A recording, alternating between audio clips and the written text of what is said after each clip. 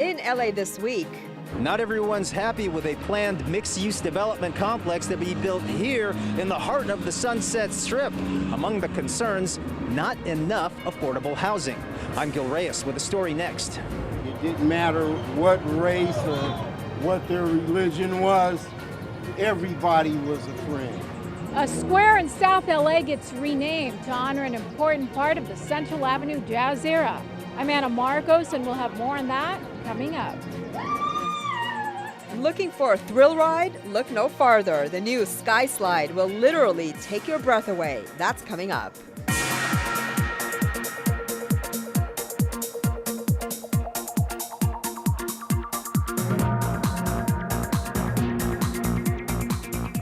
Hello and welcome to LA This Week. Thanks for joining us. I'm Yana Kay. More than halfway through the year and overall crime in the city of LA is up. But local leaders say there's no need to live in fear, especially with new strategies in place to reduce those numbers. Gehry reports. Between January and mid-July, overall crime in the city increased from the same period last year, reflecting a rise in crime taking place nationwide. These numbers are never good to hear when there's any increase. But I do feel that the trend is absolutely headed in the right direction. Mayor Eric Garcetti is optimistic despite mid-year crime numbers increasing by more than 6%. The biggest uptick is in the category of violent crime up 19%. The vast majority of the homicides and shootings were occurring in 4 of our 21 divisions. And so at the mayor's urging and with the full cooperation of my command staff, we reconfigured the way the city of Los Angeles is policed. Chief Charlie Beck says heavy crime increases at the start of the year led to the creation of a new command center in South Los Angeles, specifically targeting high crime areas around 77th Street, Newton, Southeast and Southwest divisions. Even more of the LAPD's elite metro officers moved into those areas, and together officers have seized some 300 guns off the streets in recent months. Since this effort kicked in last spring, crime numbers have started to drop. But the chief says people can do more to protect their belongings. Property crime is up nearly 4%. Many of our stolen vehicles come from people that leave keys in the vehicle, from people that leave vehicles unlocked. Crime increases are also partly blamed on state laws, freeing much of the state's prison population, but with few services to help former felons re-enter society. The rise in homelessness also a factor. The mayor calls for a number of solutions. To make sure that we give social services, that we can clean the streets, that we can get people housing, and that we take care of safety. I want to be clear, most people who are homeless are not criminals, but those who are prey on them, and those who are criminals on our streets have to be taken care of as well. To bring those numbers down. At LAPD headquarters, I'm Gehry for LA This Week. Now, despite the numbers, local leaders say LA is still safer than it was a decade ago. Well, have you tried to find an apartment lately? Then you know how tough it can be. These days, finding a nice and affordable place in Los Angeles has become harder than ever. With rental vacancy rates of just 2.7% and with evictions also up, the city is helping renters hang on to the little housing that's left. Gehry reports. Apartment renters, know your rights. The city of LA is helping you out by advertising the basics of the Rent Stabilization Ordinance. It's stuff you need to know. You'll see posters like the ones that are around here. You'll see some of these hangers that we'll actually be able to put on door to door to let people know in English, Spanish, other languages, know the RSO and know what their rights are. Mayor Eric Garcetti calls the advertising blitz the Home for Renters campaign. It's information for renters and landlords that you can also download online. For example, if you live in rent-controlled housing or rental units built before 1979, rent can only increase once a year, usually between 3 and 5%. Anything much more than that is usually against the law. Renters should be extra aware during LA's worst housing crisis in decades, with apartment evictions up and rental vacancies down. The root cause of this crisis isn't complicated. It's supply and demand, and we simply have not kept up our supply of affordable housing to meet the needs of a population that continues to grow. And we can all agree that we need more housing that is affordable to the people that live here in Los Angeles. At City Hall, I'm Gehry for LA This Week. The LA Times reports more than 1,000 rent-controlled apartments were yanked off the market last year, while evictions have doubled since 2013. Well, when was the last time you visited the library? With today's technology, you may think that libraries have become obsolete, but you'd be wrong. The LA Public Library has proven that it's as relevant as ever. Rasha Goel has more on a big birthday just celebrated in downtown LA's Landmark. Whether you're getting a library card for the first time or doing research, one thing's for sure. The LA Library in downtown LA is not just for checking out books, it's an evolving masterpiece that has been helping improve the lives of Angelenos for nearly a century. Our library is about access for everyone. It is about empowerment. It's about opportunity. It's about lifelong learning. It's about encouraging and cultivating a lifelong love of reading in young people. And it's also an opportunity to remind people how relevant and dynamic the public library is. And after 90 years, folks came out to celebrate the milestone of providing resources to the public. Did you know more than 5,500 people a day visit the building? Some people come to access our computers, others come to do research, some come for a puppet program or a children's story time. Others come for a tour of the public art and architecture in the building. The architecture itself is worth a visit, and you can get a historical perspective through you guessed it, a book titled Los Angeles Central Library, A History of Its Art and Architecture. One of the things that's important to remember about this building is that it was really created by some of the best artists and architects of their generation. It is an incredible biography, if you will, of this incredible building and how it came to be, its challenges over the years. Of course, the book addresses the 1986 fire, but also very much the rebirth of the library. Now, if you haven't been to the library, from someone who's a frequent visitor, it's worth a visit to this LA gem. Don't just get lost in the book that you're reading, but in the place that you're sitting. I'm Rasha Goel for LA This Week. The library opened in 1926 and was known for its tiled pyramid on its roof and interior murals. Well, they say that in business, competition is good, right? Well, things are certainly heating up as the ports of LA and Long Beach team up to outdo our East Coast rivals. Gehry explains. July 5th, 1934. A clash between striking longshoremen and San Francisco police killed 2 people and injured hundreds more.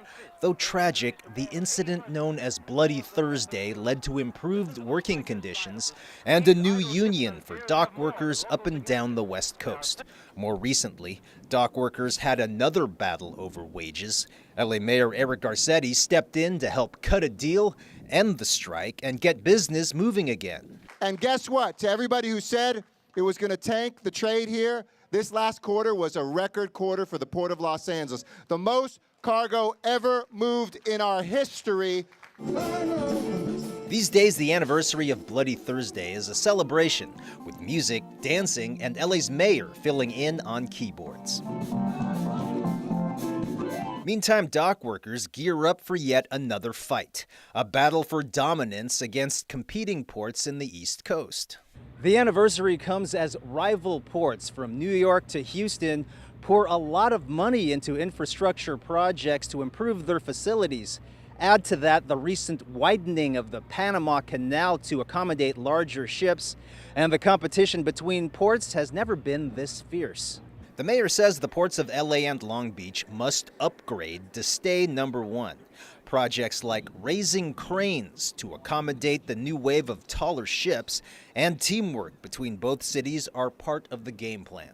So Mayor Robert Garcia of Long Beach and I have come together, got federal approval for an unprecedented collaboration where we're sharing truck chassis, where we're looking at environmental issues together, where we're making sure that labor moves smoothly between both. Our ports have built-in advantages. For starters, we're closer to Asia, where 70% of imports by sea originate.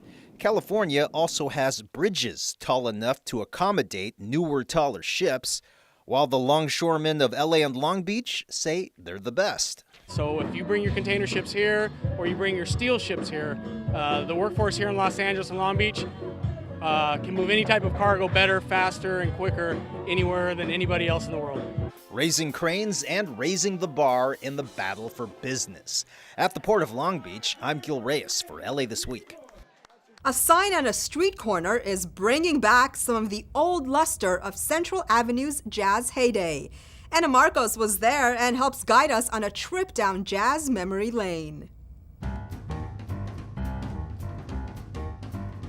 Can you believe this dusty corner of South LA was once ground zero for the jazz era on the West Coast?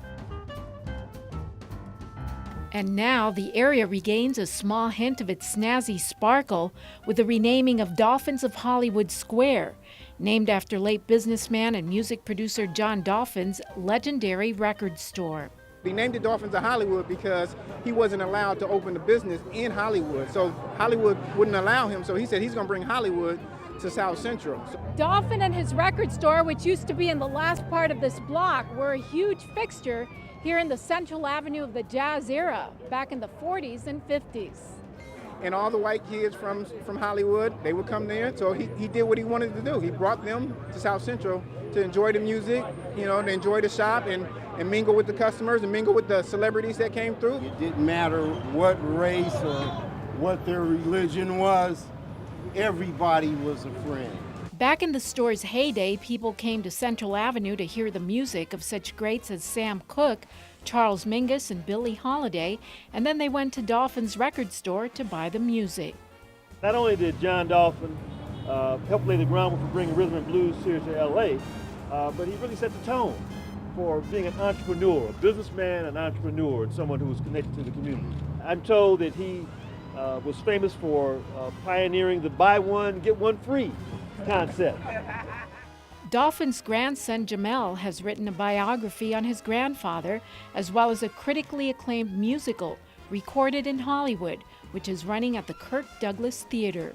Central Avenue is important in the history of Los Angeles. Dolphins is important. All of Central Avenue is important. And a sign is a small thing, but many here hope it's not just another street sign, but a symbol of a new renaissance for this Central Avenue corridor. I'm Anna Marcos for LA This Week. For more information on the musical, visit recordedinhollywood.com. Well, it's been home to restaurants, comedy clubs, and heavy metal bands, and possibly soon, an artsy commercial space with nearly 250 units of housing. But is there enough housing for the poor? Gehry has more from the Sunset Strip. Gil. Well, Yana, this planned mixed-use development complex will be built here in the heart of the Sunset Strip at 8150 Sunset Boulevard with new retail, housing, affordable housing, and yes, an iconic architect designing it. So what's not to like? Well, actually plenty if you talk to area constituents. It's causing a lot of excitement and controversy. A planned 334,000 square foot housing and commercial complex designed by world-renowned architect Frank Gehry. I'm just going to do my best. I'm going to do my best to be responsible, to be beautiful, to be humane. It's enormously out of size and scale with this neighborhood and with anything else that's there.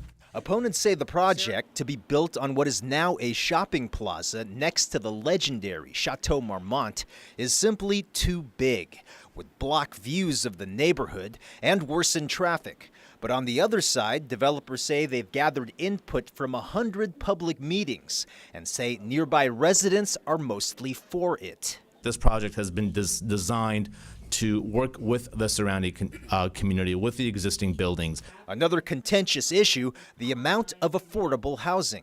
Developers had received additional space to build the project in exchange for reserving 15% of the housing for the working poor. 28 of those units would be reserved for very low-income families. The Office of Council District 4 says that's good, but not good enough. We'd like to see more, whether it's more affordability or whether they reduce the height or reduce the FAR. We'd like to see more tweaking to this project before it's finally done. The city's planning commission unanimously approved the plan. I'm from this neighborhood. I've lived in this neighborhood. I'm supportive of this project. I personally feel it fits within the context of it. The issue is now headed to the LA City Council for consideration. In Hollywood, I'm Gil Reyes for LA This Week. Developers hope to break ground on the 8150 Sunset project sometime this fall, pending City Council approval. Are you afraid of the LAPD? Well, some people are. But events like the one you're about to see are showing that officers are regular people with families and concerns just like the rest of us. Gil Reyes reports from National Night Out. It's a night of bonding between police and communities. The LAPD's Rampart Station kicked off National Night Out with Aztec dancers, leading a peace march from MacArthur Park to Rampart Station several blocks away. The Aztecs symbolic of this area's rich Latino heritage. I think it's great.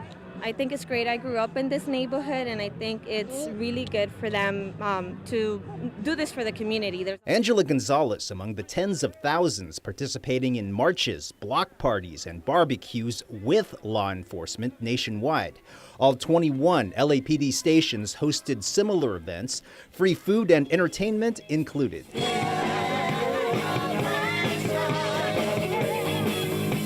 This year's National Night Out holds special significance following recent police shootings in Baton Rouge, Dallas, and elsewhere that have really strained relations between cops and communities. Here in Los Angeles, outside the LAPD's Rampart Station, officers are reaching out. So we're really the same. You know, like I'm a father, I'm a husband, and all the people in our department, they have the same roles as everyone else, right? And so there's more common ground than there is uncommon ground between the community and law enforcement. And events such as this, they help bring us together, because when we have conversations face to face, I think it allows people to see that. And it helps fight crime. City Councilman Mitch O'Farrell mentions the success of community-based policing, peace officers and neighbors working together to keep their areas safe. And it starts with good relations. And so events like this get a lot of people out, especially when you provide food, and they can literally meet the local captain, the local scene lead officers, and make those contacts. You know, relationships are everything. And relationship-based policing is where it's at. They're always invited. I know here at Rampart Station, they're always invited to ask any questions, come in and visit. My son comes in and visits. As you can see, he wears his police officer uniform. And no doubt supports our men and women in blue. At National Night Out, I'm Gil Reyes for LA This Week. National Night Out has taken place every year since 1984. Well, how does one of the city's top guns thank his employees? Well, it involves a lot of eating and a bit of a serving style. Anna Marcos explains all at the annual Wesson Employee Luncheon. Wouldn't it be nice if you could be the boss of your boss for a day and have them wait on you hand and foot? That's what's happening at this employee luncheon as Council President Herb Wesson and his staff thank employees for their hard work all year. Oh, and you might want to leave the diet at home. My staff, we serve all of the food and we do all of the work, and we let them sit down and overeat. And boy, is there plenty to overeat. Giant fried turkey legs, tacos, fried chicken, Korean barbecue, soul food, and so much more. I'm a 28-year city employee, and I can tell you, we highly appreciate it. It does stuff for morale. It really helps the morale. And there you have it. Good food and lots of handshakes, hugs, and kisses from the boss. Today, city workers are applauding the fact that they lucked out in the boss department. I'm Anna Marcos for LA This Week. Well, you've been waiting for it, and it's finally open. But are you ready for it? Rasha Goel has more on the latest addition to downtown LA that's giving visitors a view and a thrill like no other.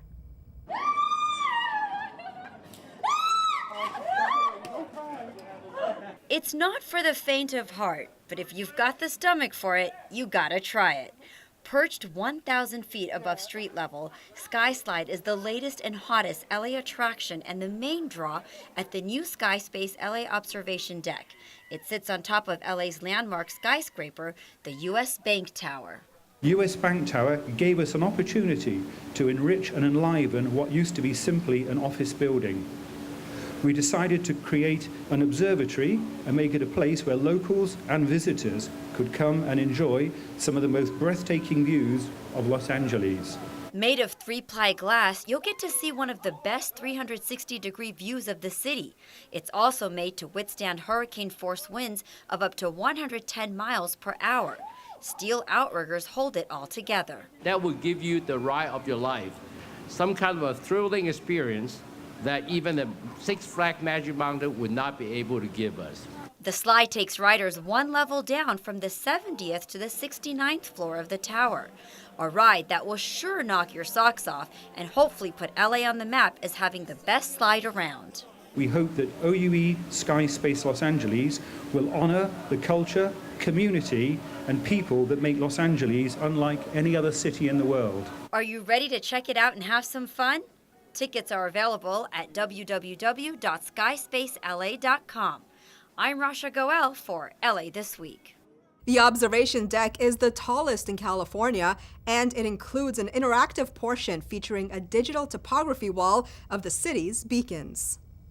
While a popular hiking trail in Hollywood is reopened, city leaders help improve access to fresh fruits and vegetables to underserved communities, and a young community member is recognized for helping preserve a neighborhood gem. All these stories in Citybeat. Hikers, exercise enthusiasts, sightseers, and dog walkers again descended on the hiking trails at Runyon Canyon following a 4-month closure for repairs on a mile of water pipeline. The repairs were needed to improve the area's fire protection system, reduce the risk of pipe breaks, and improve local water quality. Thanks to the full closure of the park, officials say LADWP was able to perform this complicated work quickly and safely, completing the water main construction ahead of schedule and saving more than $1 million for Los Angeles ratepayers. And for hikers, the reopening couldn't have come fast enough. Definitely. It was a long wait, but definitely worth it. Super excited. Woohoo! I love Runyon. The trails seem a little more manicured, so I'm excited at what they've done. After approving the motion by Councilmember Jose Huizar to require all farmers markets citywide to accept CalFresh EBT cards, city leaders held a resource fair to help farmers market operators sign up for the program. We're really excited that people will be able to take our produce home. This way, if the farmers market is the only place where they have access to fresh fruits and vegetables, it's going to make them healthier. It's going to allow them to have access to fresh fruits and vegetables. The Department of Recreation and Parks, along with Council District 12 and the West Hills Neighborhood Council, presented a certificate of recognition to Ben McDonald for his work and dedication in restoring the greenhouse at the Orchid Ranch. McDonald, a member of Boy Scout Troop 54, oversaw the restoration as part of his Eagle Scout project. McDonald and his team of volunteers spent more than 1,500 hours over a course of a year to complete the restoration, raising money through donations and even funding part of the project himself. And it also feels really good helping your community and just being a part of everything. If you're an art lover, then you know how powerful art can be. So much so that sometimes it can transform a community. And that's exactly what local Valley residents had in mind as they shared ideas while having a little fun in the sun. As Gil Reyes reports, Reseda Rising also previewed revitalization plans for the Sherman Way corridor. If you strolled through Sherman Way in Reseda recently, you might have felt inspired. On a blistering Saturday, artistry flowed up and down the strip, on canvas, on clothes, even on stage. I'm serving life for one night of fun. Just took a little walk, came down here. How do you like it so far? It looks fun. It looks like a nice idea. Spread the art around, get some local artists to be able to show their stuff. Welcome to the Reseda Rising Artwalk. It's Reseda's first. We're at capacity. We have no more vendor spaces. We have music going on. We have beer. We have a beer garden. We have ton of vendors. We have live art, we have art installations. So far, yes, I think it's a success. Addie Renteria from the group 1111, a creative collective, organized the Artwalk, which celebrates independent art, music, and yes, indie businesses in Reseda and throughout the 818. New ideas also floating through the mind of Area City Councilman Bob Blumenfield. On this plot of land off Sherman Way, he envisions new retail, housing, and an ice skating rink in the coming years. All these projects together are going to turn this street into a revitalized area, and it's going to create a domino effect all the way down Sherman Way. So it's something I'm very excited about. I've been working on. It's been a major focus of this area. It's why also we designated this street here as a Great Street under the Mayor's Great Streets program. Great Streets is a plan to refurbish 15 of the city's busiest thoroughfares into walkable, bikeable, happening destinations. Creativity continuing long after today. On Sherman Way, I'm Gil Reyes for LA This Week. Reseda Rising also allowed area residents to jot down ideas on how to revitalize Sherman Way on one of the art installations. Councilman Blumenfield says their input will be considered. Well, a unique art installation that'll have you squinting, explore the city on two wheels during the latest Ciclavia, and Japanese culture comes alive in downtown LA. All this in this week's Things to Do. It's a collection of mysterious worlds designed by local artists, and you can only see them by looking through a peephole. You heard right. Curator Carl Berg has assembled 7 artists to construct these small wonder rooms, viewable by one person at a time. A group of artists have each created an original work, and you can see them in a very unique way the next time you're at Union Station. The new exhibit, called Cabinet of Curiosities, runs from August 7th through August 31st. Union Station is located at 800 North Alameda. For more, visit unionstationla.com. One of the busiest boulevards in LA is taking a break from car traffic and welcoming cyclists of all ages for the latest Ciclavia. 3.5 miles of Wilshire Boulevard from downtown to Koreatown will be open to bikers and free from cars. Ciclavia's goal is to inspire all of us to reimagine Los Angeles and connect participants to neighborhoods, businesses, health lifestyles, alternative transportation, and each other in a way that is not possible by car. So hop on and get moving on August 14th. For more, visit ciclavia.org. Come join the downtown LA community at the 76th annual Nisei Week Japanese Festival in Los Angeles' Little Tokyo. One of the nation's longest-running ethnic festivals of its kind, the festival showcases free Japanese cultural events, activities and exhibits, including music and entertainment, food and fun games spanning 2 weekends. Enjoy a parade on Sunday, August 14th, and plenty of entertainment perfect for the whole family. Enjoyed by thousands every summer, this festival is not to be missed. The fun begins on August 13th until the 21st. For a list of events, visit niseiweek.org. And that's a look at some things to do. And that'll do it for this edition. But before we go, a quick note to let you know that Channel 35 has won its 16th Emmy from the 68th Los Angeles Area Emmy Awards. The Emmy is for Music Matters, LA Kids and Their Music in the Children Youth category. Congrats to producer Larry Newman and his program from the Children's Music Workshop, and to the other Channel 35 nominees recognized by the Television Academy. I'm Yana Kane. From all of us here at LA This Week, thanks for joining us. A reminder that you can catch us online at lacityview.org. You can also follow and like us on Facebook. We'll see you back here next week for more of LA This Week.